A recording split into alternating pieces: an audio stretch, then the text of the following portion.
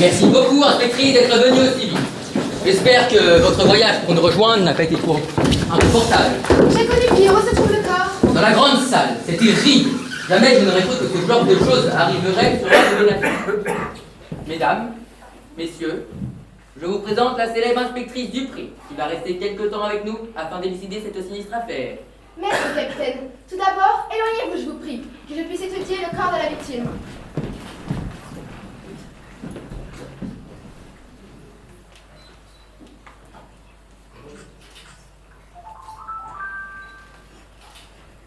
Eh bien, je peux vous dire avec certitude que la victime a été empoisonnée. Ah, ça ne m'étonne pas. Personne ne se papier sur le bateau. Comment osez-vous dire ça en présence de Miss Watson? Ce n'est qu'établir un constat. Eh bien, allez constater ailleurs. S'il vous plaît, monsieur, un peu de tenue. Vous ne voyez pas que ce n'est pas le moment de se chamailler? Du calme, du calme. Que tout le monde sorte de la salle, je vous prie. Je viendrai voir chacun votre tour pour vous poser quelques questions. Qui est le docteur de bord? C'est moi, docteur Durand. Pouvez-vous me dire le type de poison utilisé, je vous prie, et si la victime subit un traitement particulier?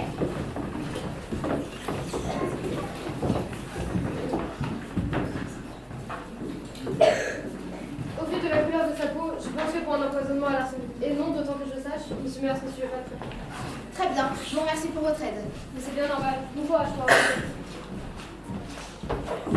Inspectrice Dupré, je me présente, Joséphine Garnier, journaliste indépendante. Je faisais une enquête sur Mr. Meyers. Mais juste vous prévenir que la veille de la mort de Mr. Meyers, j'ai entendu une violence provenant de la cabine de Miss Watson et de Mr. Meyers. Je voulais pas écouter aux portes, hein. Mais Miss Watson semblait hors d'elle. Elle semblait lui reprocher d'être infidèle et lui a lancé toutes sortes de menaces. Si j'étais vous, j'irais faire un tour de son côté. Enfin, loin de moi l'idée de vous dire comment faire votre travail. Non, bien sûr. Je vous remercie pour cette information. Et si vous me le permettez, je vais commencer mon enquête. Et n'hésitez pas vraiment, si vous souhaitez un coup de main, à venir me voir. Je n'y manquerai pas.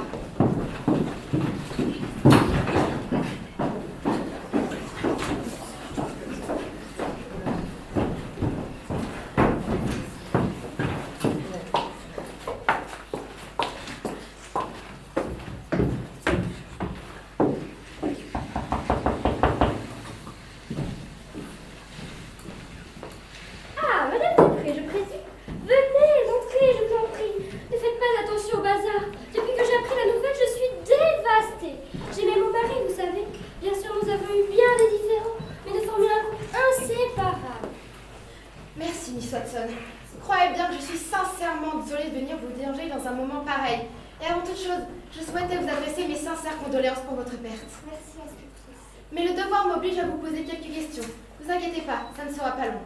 Mais je vous en prie, vous ne faites que votre travail, je comprends tout à fait, je n'ai rien à cacher.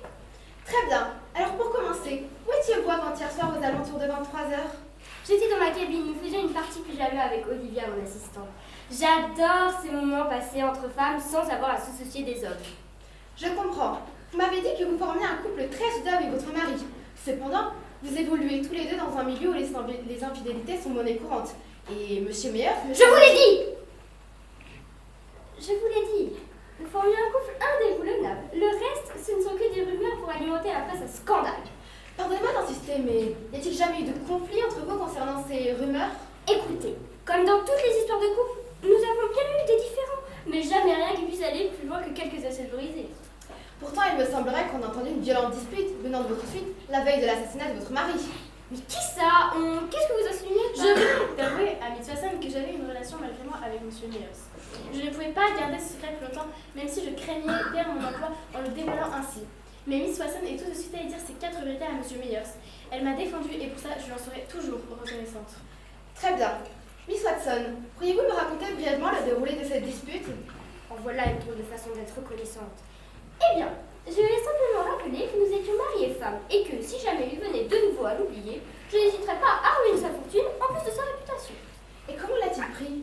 À votre avis? Mal, bien sûr. Et puis il a fini à genoux comme ils le font tous. Il a désigné Miss Watson comme seule héritière de sa fortune, comme il se doit. Je vous remercie, Olivia, mais je pense que l'inspectrice Dupré pourrait bien se passer de vos commentaires intempestifs. Au contraire, je vous remercie toutes les deux pour votre honnêteté et le temps que vous m'avez accordé. Je vais vous laisser maintenant et commencer mon enquête. J'espère ne pas vous avoir trop importuné. Mais pas du tout, pas du tout. J'espère de tout cœur que vous trouverez au plus vite le monstre qui a fait cela. L'idée qu'il y ait quelqu'un capable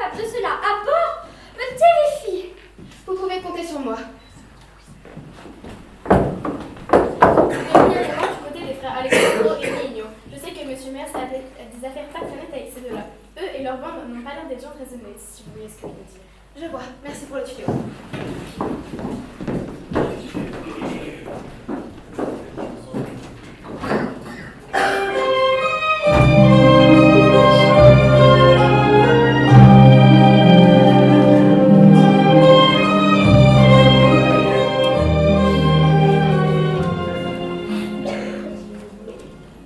Je pense que l'autre a réussi à nous filer entre les doigts. Certes, mais il est mort. Ouais, enfin en attendant, on peut s'asseoir sur notre fric. Non, je vois pas si sûr. Il reste encore du temps. Et puis, nous pouvons récupérer la marchandise. N'est-ce pas, Tony? On a repéré. On l'a repéré là où je dois l'avoir planqué, je l'ai suivi. On l'a suivi, c'était galère dans les petits couloirs de rester discret. Mais vous me connaissez, je peux être aussi agile d'une panthère quand je veux. Anthony, Ouais, tu veux dire quand tu parles du jus de whisky? que veux-tu? Il faut bien faire honneur au pays d'où on vient. Jojo, t'es italien. Et alors? Bon, elle est où alors cette cachette? On a suivi meilleur jusqu'à la cabine du médecin de bord. Et on l'a perçu cachant un paquet dans l'armoire à pharmacie. Vous êtes sûr? C'est une drôle de cachette, non? Il a dû passer un deal avec le médecin pour se débarrasser de la marchandise et en même temps se faire un max de blé. C'est vrai que maintenant que j'y pense, il est ressorti de là avec une manette, Anthony. Mais putain, t'aurais pas pu le dire plus tôt! Cet enfoiré a décidément voulu nous faire chier jusqu'au bout! Avec cette inspectrice qui roule sur le bateau, on peut même plus faire nos affaires tranquilles! Du calme, Alessandro. On va récupérer notre argent. Ce soir, on va créer une diversion en déclenchant l'alarme incendie. Pendant ce temps-là, Tony et Jojo, vous irez dans la cabine de Monsieur Meyers et de Miss Watson et vous fouillerez tout de fond en comble. Ok, pote. Bon, en attendant, si jamais j'ai mal de crâne ou quoi, j'éviterai d'aller voir cette médecin, hein, jusqu'à la chute comme mes dos, que j'ai pas envie de ressembler à notre clientèle. C'est vrai que c'est assez surprenant, mais bon, le plus important c'est que l'on soit payé. Surtout que cette commande valait un beau petit paquet. Sinon, j'ai gagné la mise. Canefleuche royale. Par ici la monnaie. Si t'es pas mon frangin, je te traînerai dehors, te ferai avaler tes cartes et je les jetterai par-dessus bord. Oui, mais vu que sans ton frère, tu ne sais pas tenir un business respectable. Ah, ça c'est bien vrai, regarde-nous, de vrais gentlemen.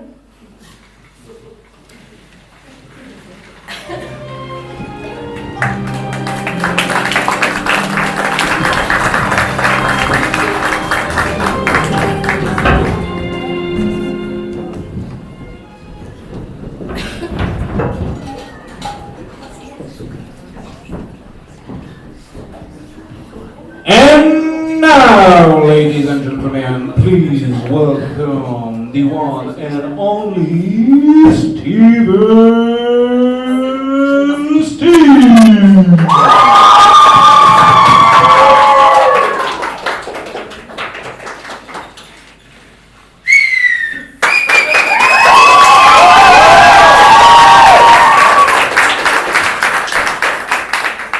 Avant toute chose, je souhaite dédicacer cette chanson à notre chère Miss Watson et lui assurer qu'elle a tout mon soutien pour l'aider à traverser cette tragédie.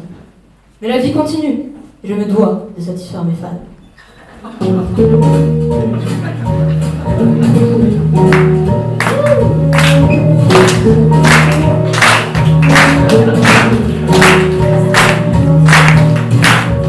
Je marche dans la ville, pas un regard, pas un geste. Alors je désespère, je cherche une lumière, mais ton sourire vient me sauver. Tant qu'il y aura des femmes, on aura une âme, et l'amour sera le premier. Tant qu'il y aura une femme, et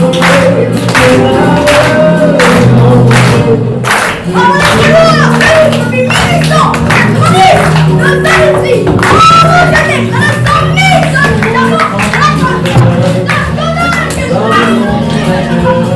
Mais pour ça!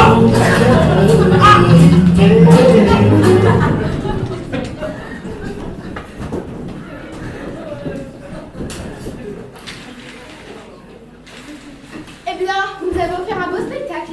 Quand je pense qu'il a osé m'interrompre sur scène, je n'ai jamais subi une telle humiliation.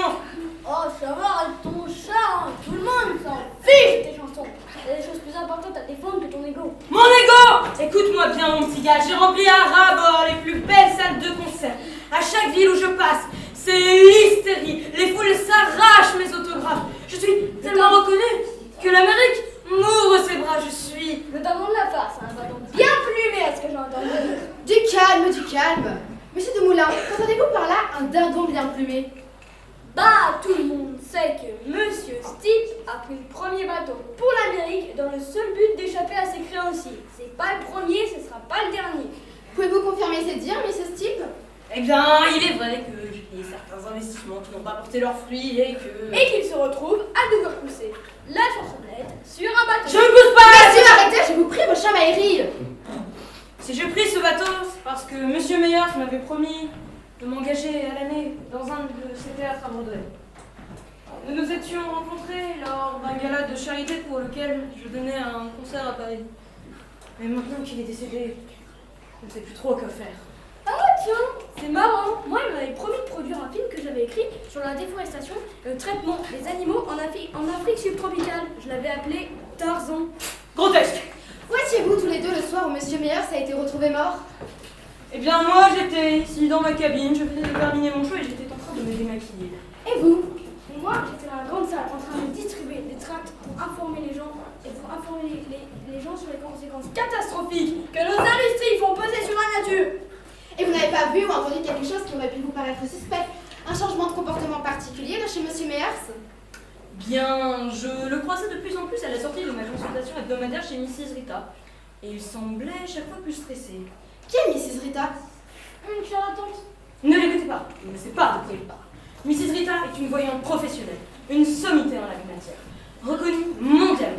Elle sait lire le futur comme personne. Tenez-moi, par exemple. Elle m'a prédit un triomphe quand nous arriverons en Amérique. Ah, c'est étonnant. Et où est-ce que je pourrais la trouver? Il me semble pas l'avoir vue jusqu'à là. Oh, c'est parce qu'elle ne supporte pas les opinions de certaines personnes. Elle doit faire très attention à ne pas perturber sa vibration intérieure, comme elle dit.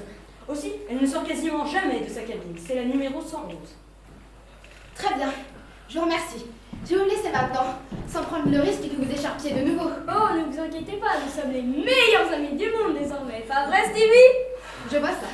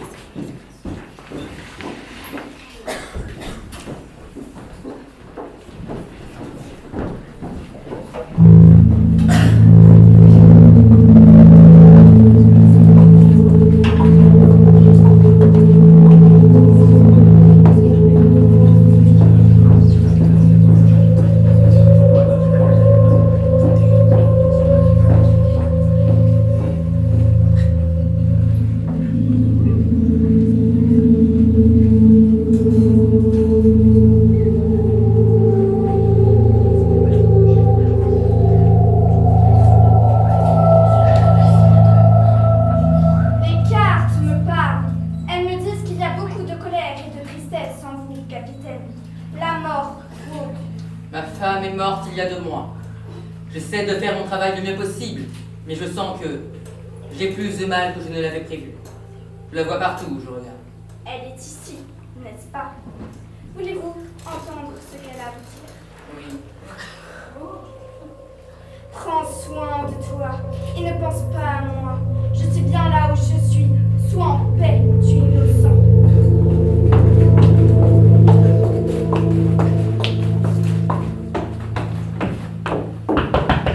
Mrs. Rita, c'est l'inspectrice du pré. Je souhaiterais discuter avec vous des entretiens que vous avez eus avec Monsieur Meyers. Mrs. Rita, êtes-vous là? Madame Dupré, soyez la bienvenue. J'étais en train de débuter une séance avec notre cher capitaine. Ah, désolée si je vous ai interrompu. Pas du tout, pas du tout. Installez-vous, je vous en prie.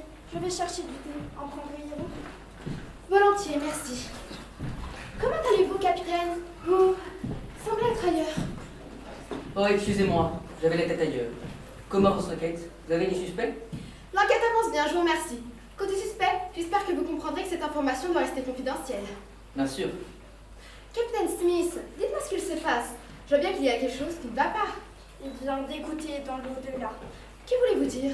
Ma femme est décédée il y a quelque temps maintenant et depuis, je n'arrive plus à avancer. J'en ai fait part à Miss Rita et je ne sais pas comment. Elle a réussi à entrer en communication avec elle. Elle m'a fait écouter ce que voulait dire ma femme depuis qu'elle est partie. Mrs. Rita, depuis combien de temps exercez-vous cette activité?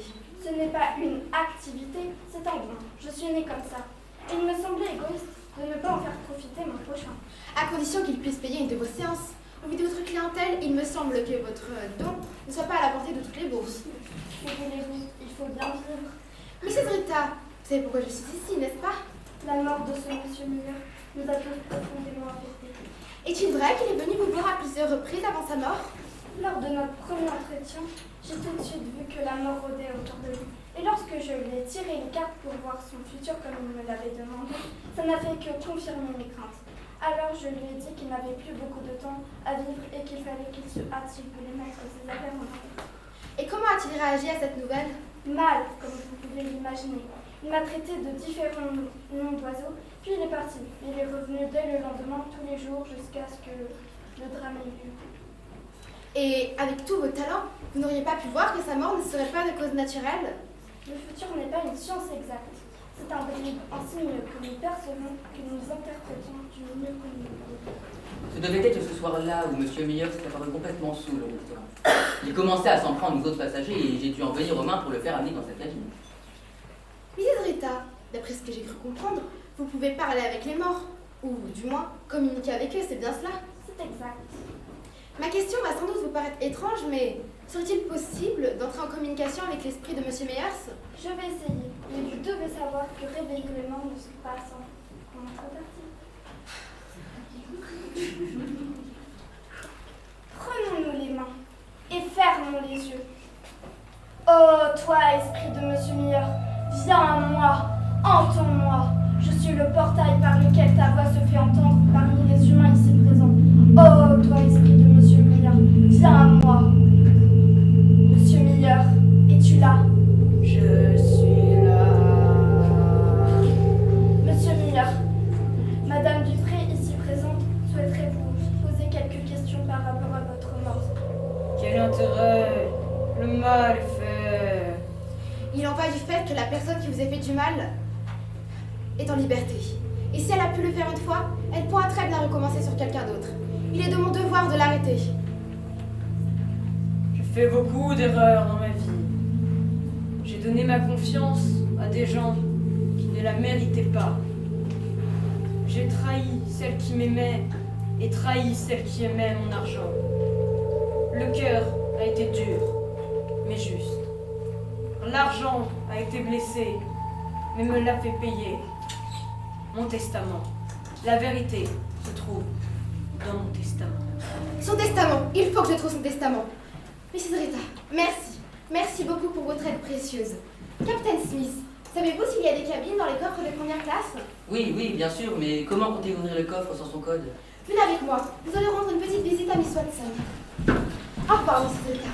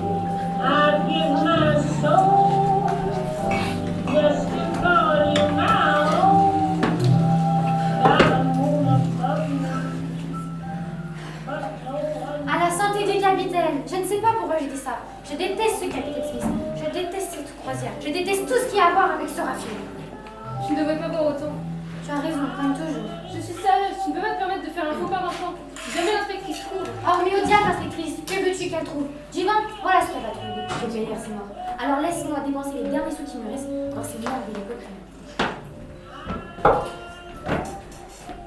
Ah, Joséphine. Mais oui, tu as encore à l'effort de tourner. À ton avis, tu allais suivre le déroulement de l'enquête. Mais quelle enquête? Il y a un café, le vieux est mort, point barre et boulevard. Combien de terres a-t-il? J'ai arrêté de compter quand le serveur a dû ouvrir notre bouteille. T'aurais dû dire d'arrêter, enfin. Et ben, mais qu'est-ce que j'ai fait? Tu la connais. Surtout faites comme si je n'étais pas là.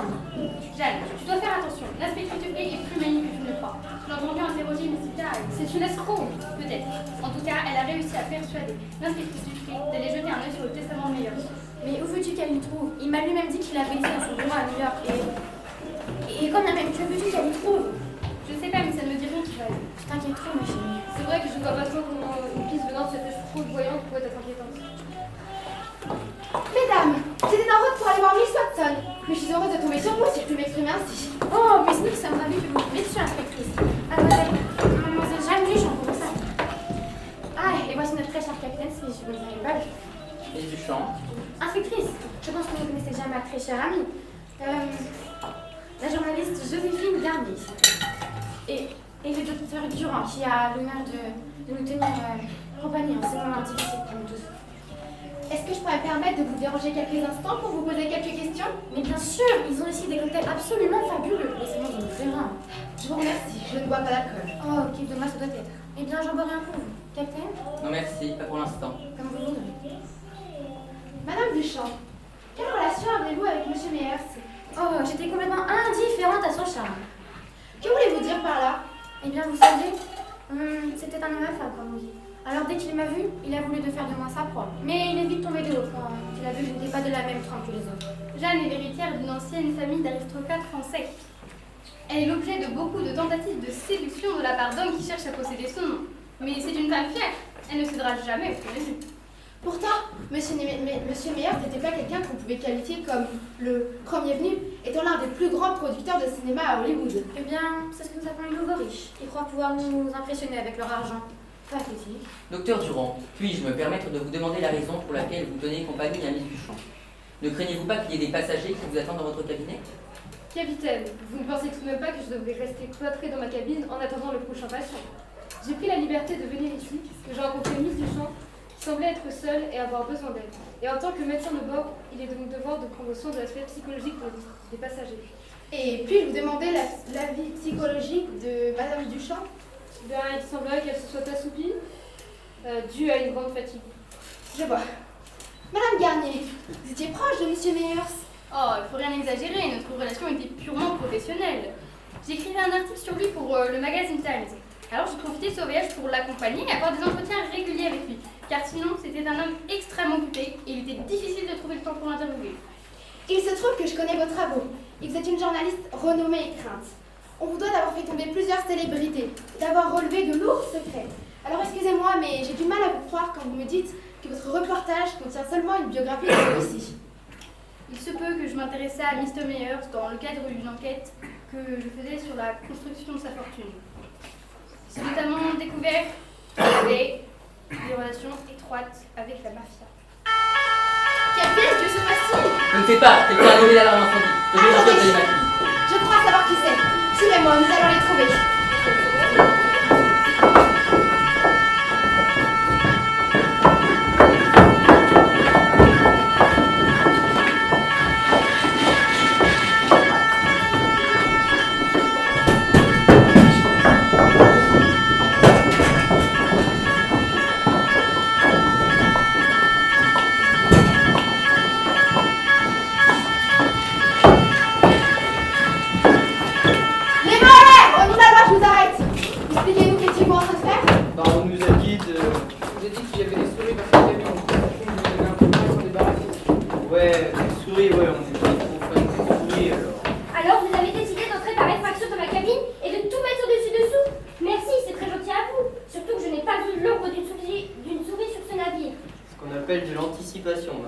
Bon, les gars, on prend où on en est.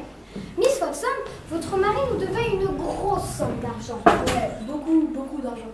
Sauf que, étant décédé, mes sincères condoléances, nous nous retrouvons à être obligés d'utiliser des moyens de saisie plus ou moins légaux. Car, voyez-vous, si nous ne sommes pas payés, notre entreprise risque de fermer, entraînant avec elle un nombre conséquent de personnes à la rue. Vous ne voulez pas que des familles soient jetées à la rue à cause des erreurs de votre mari, puis à son âme, n'est-ce pas? Bien sûr que non, bien sûr que non. Combien vous devez, mon mari? 300 000. 500 000 $. Mais en vue du désagrément subi, nous sommes prêts à faire une baisse d'environ 10%. Attendez, ne signez rien. Qu'est-ce que ce papier que vous tenez dans la main? Donnez-le-moi. C'est le papier qu'on a trouvé dans le coffre. C'est le testament de Monsieur Meyers. Il désigne Miss Watson comme héritière principale. Mais regardez, il y a un nom barré juste au-dessus. Mais il me semble que... Madame Duchamp! C'est qui donc vous? Je me doutais bien qu'il y avait quelqu'un d'autre. Mais bien sûr que c'était moi. Comment pouviez-vous croire qu'il résisterait à mon charme? Olivia, je ne me sens pas bien, j'aimerais Comment osez-vous, vous ne lui arrivez pas à la cheville? Oh, tais-toi, idiote, ta maîtresse, c'est moi qui va faire la potiche en soirée. Et qu'est-ce je me parle de parler de Miss Watson comme ça. Et qu'est-ce que tu vas faire? Me faire la leçon? Olivia! Madame Duchamp! C'est ton état d'arrestation pour le meurtre de Olivia Stone. Mais je me suis simplement défendue. Et c'était un accident. Et je sais qui a tué Meyers. C'est elle qui l'a empoisonné. Quoi? Comment oses-tu? Ma propre sœur? S'il vous plaît, tout le monde. Docteur Durand, expliquez-vous, je vous prie. Tout a commencé l'an dernier. J'ai été contactée par un notaire à propos d'un héritage. Au début, je croyais une erreur, mais ce n'en était pas une. J'ai donc découvert que mon père était le descendant d'une vieille famille d'aristocrates. En arrivant chez le notaire, j'ai fait la rencontre de Jeanne. C'est comme ça que nous avons appris que nous étions sœurs. Nous sommes tout de suite bien entendus. À l'annonce du testament, nous avons appris que notre père avait dilapidé toute la fortune de la famille et qui était criblé de dettes. Jeanne était désespérée. Nous avons donc dû songer à un plan pour nous en sortir. Et en quoi consistait ce plan? Jeanne m'a contactée, étant une amie de longue date. Elle m'a expliqué la situation et m'a demandé de la mettre en relation avec un homme riche pour le séduire et lui estorquer sa fortune. J'étais justement en train de commencer à enquêter sur Mr. Meyers, alors j'ai fait en sorte qu'il se rencontre lors d'un gala de charité. Je vois. Docteur Durand, pourquoi est-ce que Madame Duchamp vous accuse-t-elle du meurtre de Monsieur Meyers? Ce n'est pas moi qui l'ai tué, c'est elle. Quand Jeanne a appris que M. Meyers allait annuler pour le mariage et pour l'héritage, et qu'il allait rester fidèle à Miss Watson malgré tout. Mais c'est toi qui l'as tué. Après tout ce que j'ai fait pour lui. L'autre jour, il est venu me voir en pleurant, me demandant de cacher un paquet. Je suppose que ça devait être à vous. Il avait l'air paniqué, vu comment... Il avait l'air paniqué.